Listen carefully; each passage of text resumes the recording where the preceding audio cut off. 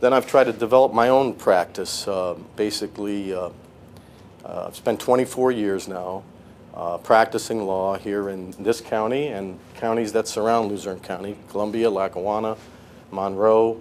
I've practiced both in the state appellate court and in the federal court system.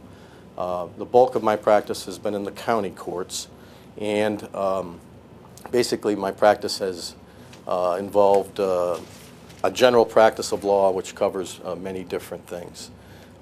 It's that dedication to, actually it's growing up in a family as I have, it's the dedication that I have to basically my commitment to the law over the past 24 years, my experience in that area, along with what I believe is a commitment out of the court to the youth of this area. I have not only been a guardian ad litem for many years in the orphans court, where I have been asked to stand before the court and speak on behalf of children as young as 1 year of age, sometimes 1 day of age, all the way up to 18, which is a very rewarding part of what I've done over 20-some years.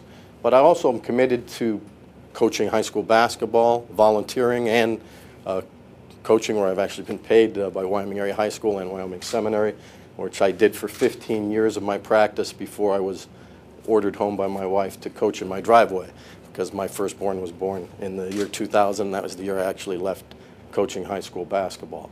I feel a commitment to give back something that I have gotten over the years, which is I've learned an appreciation for competition and confidence and how to participate in outside the legal profession as well in the community. And so my commitment to the youth of the area is not only in the court as a guardian, but also as a coach and volunteer.